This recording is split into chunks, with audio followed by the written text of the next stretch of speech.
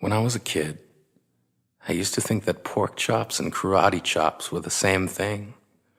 I thought they were both pork chops. And because my grandmother thought it was cute, and because they were my favorite, she let me keep doing it. Not really a big deal. One day, before I realized fat kids are not designed to climb trees, I fell out of a tree and bruised the right side of my body. I didn't want to tell my grandmother about it because I was scared I'd get in trouble for playing somewhere I shouldn't have been. A few days later, the gym teacher noticed the bruise and I got sent to the principal's office. From there, I was sent to another small room with a really nice lady who asked me all kinds of questions about my life at home. I saw no reason to lie. As far as I was concerned, life was pretty good. I told her whenever I'm sad, my grandmother gives me karate chops. This led to a full-scale investigation, and I was removed from the house for 3 days until they finally decided to ask how I got the bruises. News of this silly little story quickly spread through the school, and I earned my first nickname, Pork Chop. To this day, I hate pork chops. I'm not the only kid who grew up this way, surrounded by people who used to say that rhyme about sticks and stones.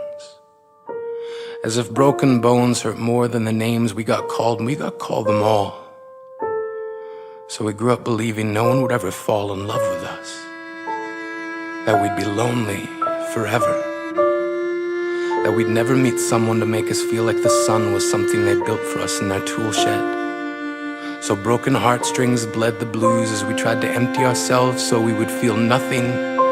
Don't tell me that hurts less than a broken bone, that an ingrown life is something surgeons can cut away, that there's no way for it to metastasize. It does. She was 8 years old, our first day of grade 3, when she got called ugly. We both got moved to the back of class so we would stop getting bombarded by spitballs. But the school halls were a battleground where we found ourselves outnumbered day after wretched day. We used to stay inside for recess because outside was worse. Outside we'd have to rehearse running away or learn to stay still like statues, giving no clues that we were there in grade 5. They taped a sign to the front of her desk that read, "Beware of dog." To this day, despite a loving husband, she doesn't think she's beautiful because of a birthmark that takes up a little less than half her face. Kids used to say she looks like a wrong answer that someone tried to erase but couldn't quite get the job done. And they'll never understand that she's raising 2 kids whose definition of beauty begins with the word mom, because they see her heart before they see her skin, because she's only ever always been amazing. He was a broken branch grafted onto a different family tree, adopted. Not because his parents opted for a different destiny. He was 3 when it became a mixed drink of 1 part left alone and 2 parts tragedy. Started therapy in 8th grade. Had a personality made up of tests and pills. Lived like the uphills were mountains and the downhills were cliffs. 4/5 suicidal, a tidal wave of antidepressants, and an adolescence being called pauper. 1 part because of the pills, 99 parts because of the cruelty.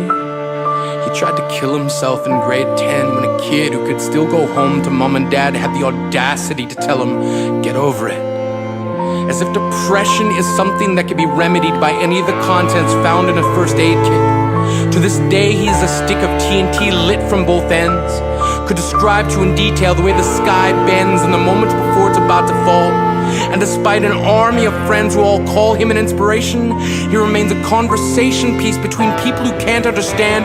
Sometimes being drug-free has less to do with addiction and more to do with sanity. We weren't the only kids who grew up this way. To this day, kids are still being called names. The classics were, "Hey, stupid," "Hey, spaz." Seems like every school has an arsenal of names getting updated every year. And if a kid breaks in a school and no one around chooses to hear, do they make a sound? Or they're just background noise from a soundtrack stuck on repeat when people say things like kids can be cruel? Every school was a big top circus tent, and the pecking order went from acrobats to lion tamers, from clowns to carnies.